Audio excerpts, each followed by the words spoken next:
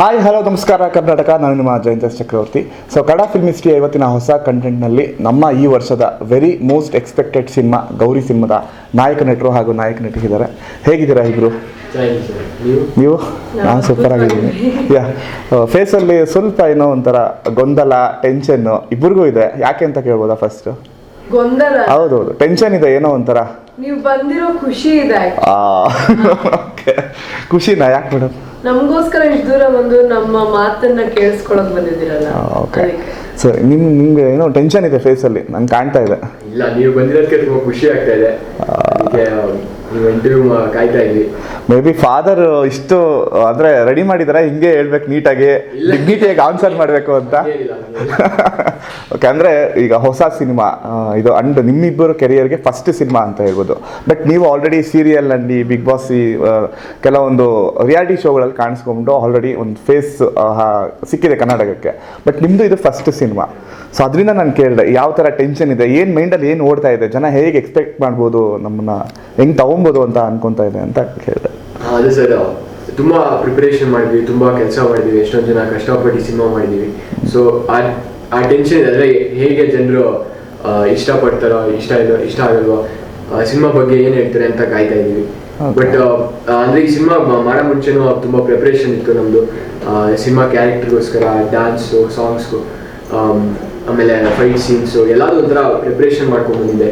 So ಅದೆಲ್ಲ ಈಗ ಮಾಡಿರೋದನ್ನ ಈಗ ರಿಸಲ್ಟ್ ಹೇಗೆ ಬಂದಿರುತ್ತೆ, ಜನರಿಗೆ ಹೇಗೆ ರಿಯಾಕ್ಷನ್ ಇರುತ್ತೆ, ಅದಕ್ಕೆ ಸ್ವಲ್ಪ ಟೆನ್ಷನ್. ಒಟ್ಟಲ್ಲಿ ಟೆನ್ಷನ್ ಇದೆ ಅಂತ ಒಪ್ಕೊಂಡಿದ್ದೀರಾ? ಮೇಡಮ್, ನಾನು ಒಂದು ಲೈನ್ ಹಾಕಿದೆ. ಯಾವಾಗ ಅಂದರೆ ಗಣೇಶ ದೇವಸ್ಥಾನದಲ್ಲಿ ಮುಹೂರ್ತ ಆಗಿದ್ದು, ಇಲ್ಲಿ ಬನಶಂಕರಿ ಹತ್ರ. ಸೊ ಅವತ್ತು ಶಾರ್ಟ್ಸಲ್ಲಿ ಒಂದು ಲೈನ್ ಹಾಕಿದೆ, ಏನಂತಂದರೆ ಗಣೇಶನ ದೇವಸ್ಥಾನಕ್ಕೆ ಗೌರಿ ಅಂತ ಬಂದ ಸಾನಿಯಾ ಅಂತ ಹಾಕಿದ್ದೆ ನಾನು.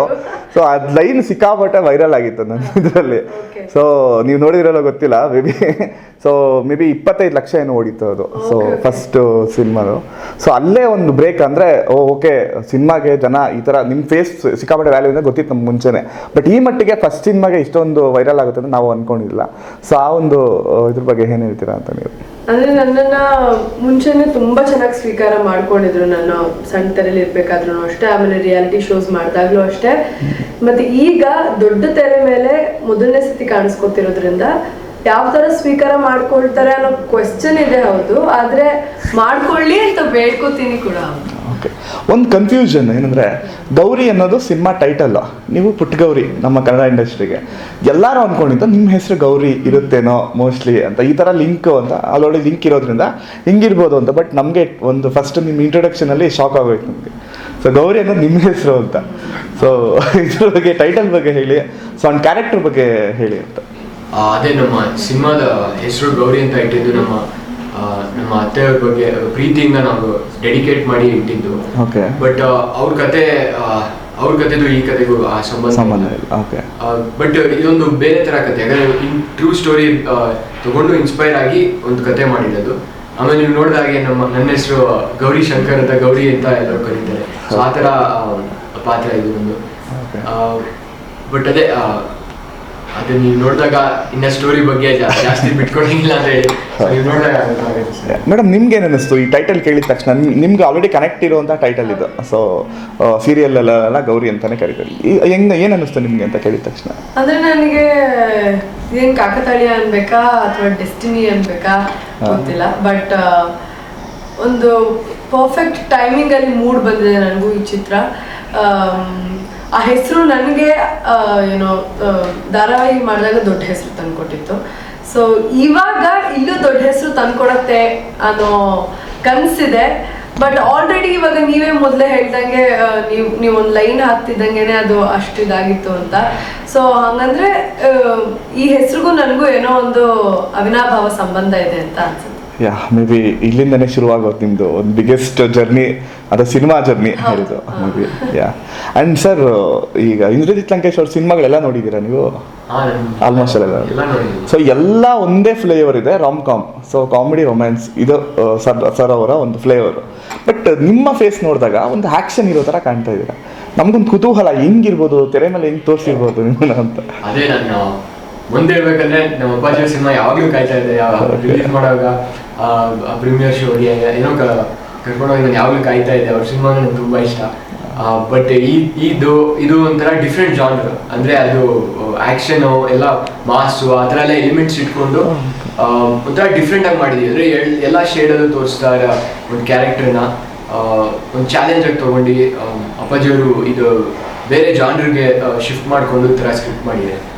ಸೊ ಅದು ಹೇಗೆ ಅಂತ ಸ್ಟೋರಿ ಅಷ್ಟೊಂದು ಬಿಟ್ಕೊಳಕ್ಕಾಗಲ್ಲ, ಯಾಕಂದ್ರೆ ಆವಾಗ ಆ ಎಕ್ಸ್ಪೀರಿಯನ್ಸ್ ಜನರಿಗೆ ಹೊಟ್ಟೋಗುತ್ತೆ.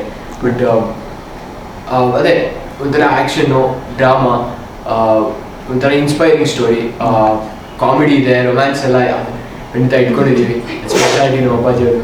ಸೊ ಆ ಥರ ಎಲ್ಲ ಜಾನ್ರದ್ದು ಫಿಟ್ ಆಗುವಂಥ ಸಿನಿಮಾ. ನಿಮಗೆ ಕಾಮಿಡಿ ಅಂತೂ ಇದ್ದೇ ಇರುತ್ತೆ ಅವ್ರ ಸಿನಿಮಾಗಳಲ್ಲಿ. ಸೊ ನಿಮಗೆ ಕಷ್ಟ ಆಯ್ತಾ ಕಾಮಿಡಿ ಮಾಡೋಕ್ಕೆ, ಕಾಮಿಡಿ ಫ್ಲೇವರ್ ಅದನ್ನು ಸೆಟ್ ಮಾಡೋಕ್ಕೆ ನೀಟಾಗಿ ಕಾಮಿಡಿ ಸ್ಟಾರ್ ಜೊತೆಗೆ ಹೀಗೆ ಅಂತ? ಕಾಮಿಡಿ ಮಾಡೋದು ತುಂಬ ಕಷ್ಟ ಇದೆ. ಕಾಮಿಡಿ ಮಾಡೋರು ತುಂಬ ಗೌರವ ಕೊಡಬೇಕು ಅವ್ರಿಗೆ, ಯಾಕಂದರೆ ಅದೊಂಥರ ಈಸಿ ಜಾನ್ರ ಅಲ್ಲ. ಬಟ್ ಅಂದರೆ ನಾನು ಎಷ್ಟೊಂದು ಟ್ರೈನಿಂಗ್ ತೊಗೊಂಡಿದ್ದೆ. ನಾನು ಮುಂಚೆ ಥಿಯೇಟ್ರಲ್ಲಿ ಒಬ್ಬ ನಟನಾಗಿ ಕೆಲಸ ಮಾಡ್ತಾ ಇದ್ದೆ. ಆಮೇಲೆ ಅಲ್ಲೂ ನಾನು ಕಾಮಿಡಿ ನಾಟಕಗಳು ಮಾಡಿದ್ದೀನಿ. ಅದ್ರಲ್ಲಿ ಕಾಮಿಡಿಲೂ ಒಂದೊಂಥರ ಬೇರೆ ಬೇರೆ ನಾಟಕಗಳು ಇರ್ತಲ್ಲ, ಅದೆಲ್ಲ ಆ ಥರ ಮಾಡಿದ್ದೆ. ಸೊ ಇದರಲ್ಲಿ ಸಿನಿಮಾದಲ್ಲಿ ಮಾಡುವಾಗ ತುಂಬ ಒಳ್ಳೆ ಸಪೋರ್ಟಿಂಗ್ ಸ್ಟಾಫ್ ಇದ್ರು. ಅಂದರೆ ನಮ್ಮ ನವಾಜ್ ಅವರಿದ್ದಾರೆ, ಆಮೇಲೆ ಮಾನ್ಸಿ ಸುಧೀರ್ ಅವರಿದ್ದಾರೆ, ಸಂಪತ್ ಮೈತ್ರಿ ಅವರಿದ್ದಾರೆ. ಅವ್ರ ಜೊತೆ ಎಲ್ಲ ಒಂದು ಸೇರಿಕೊಂಡು ಕಾಮಿಡಿ ಸೀನ್ಸ್ ಎಲ್ಲ ಇದ್ದಾಗ ಅದು ಪಾರ್ಟ್ನರ್ಶಿಪ್ ಇಂದ ವರ್ಕ್ ಆಗಿದೆ ಅಂತ ಹೇಳ್ಬೋದು. ಮೇಡಮ್, ನಿಮ್ಮ ವಿಷಯಕ್ಕೆ ಬಂದರೆ, ಸೊ ಕನ್ನಡ ಇಂಡಸ್ಟ್ರಿಯಲ್ಲಿ ನಿಮ್ಮನ್ನು ಎರಡು ಥರ ಇಷ್ಟಪಡ್ತಾರೆ. ಒಂದು ನಿಮ್ಮ ಕನ್ನಡ ಇಷ್ಟಪಡ್ತಾರೆ, ಒಂದು ನಿಮ್ಮದು ಆ್ಯಕ್ಟಿಂಗ್ ಇಷ್ಟಪಡ್ತಾರೆ. ಸೊ ನಿಮಗೆ ಈ ಎರಡು ಇದರಲ್ಲಿ ಯಾವುದು ತುಂಬ ಹತ್ತಿರ ಆಗುತ್ತೆ? ಆ್ಯಂಡ್ ಇವಾಗ ಯಾರೋ ಒಬ್ರು ಸಿಕ್ಕಿದಾಗ, ಮೇಡಮ್ ನೀವು ಎಷ್ಟು ಚೆನ್ನಾಗಿ ಕನ್ನಡ ಮಾತಾಡ್ತೀರಾ, ನೀವು ಎಷ್ಟು ಒಂದು ಪದನೂ ಇಂಗ್ಲೀಷ್ ಬಳಸಲ್ಲ, ಈ ಥರ ಹೇಳಿದ್ದು ಇರುತ್ತೆ ನಿಮಗೆ. ಸೊ ಆ ಥರ ಇನ್ಸಿಡೆಂಟ್ ಏನು ನಡೆದಿದೆಯಾ ಅಂತ ಎಲ್ಲರೂ ಪಬ್ಲಿಕ್ಕಲ್ಲಿ ಆ ಥರ ಏನಾದರೂ? ಅಂದರೆ ಏನಂತಾರೆ ಸರ್, ಇವಾಗ ನಾನು ಹುಟ್ಟು ಬೆಳೆದಿದ್ದಿಲ್ಲ.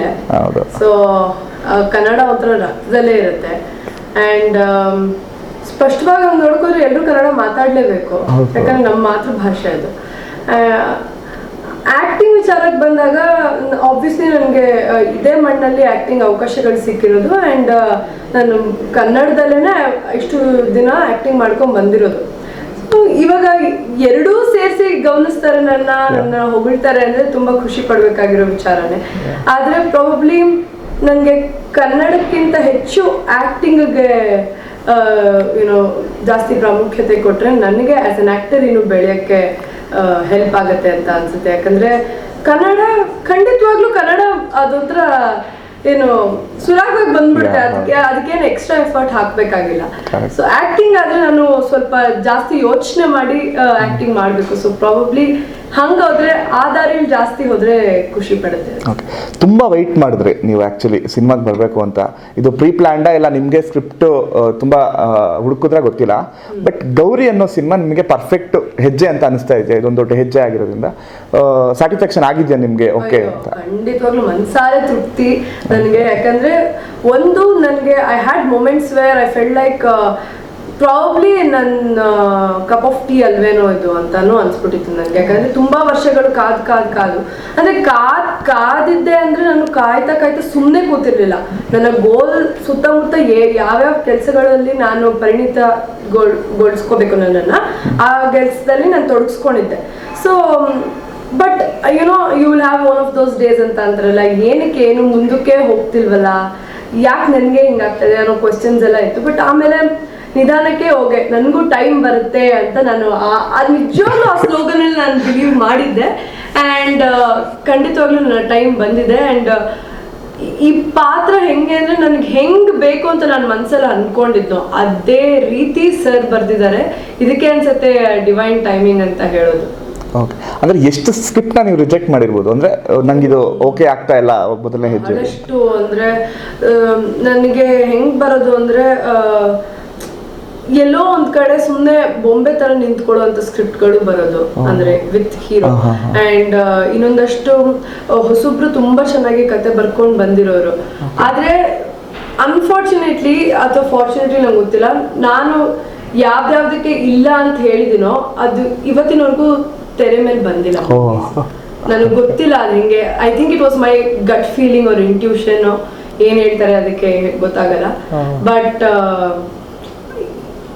ಏನಕ್ಕೆ ಆ ಮೂವೀಸ್ಗಳು ಆಗ್ಲಿಲ್ಲ, ಕತೆಗಳು ತುಂಬಾ ಚೆನ್ನಾಗಿತ್ತು, ಬಟ್ ನನಗೆ ಅಷ್ಟು ಒಪ್ಪಿಗೆ ಇರಲಿಲ್ಲ ಪಾತ್ರಗಳ ಮೇಲೆ.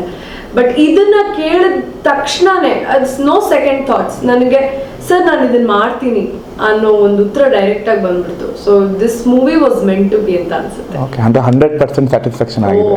ಖಂಡಿತವಾಗ್ಲೂ.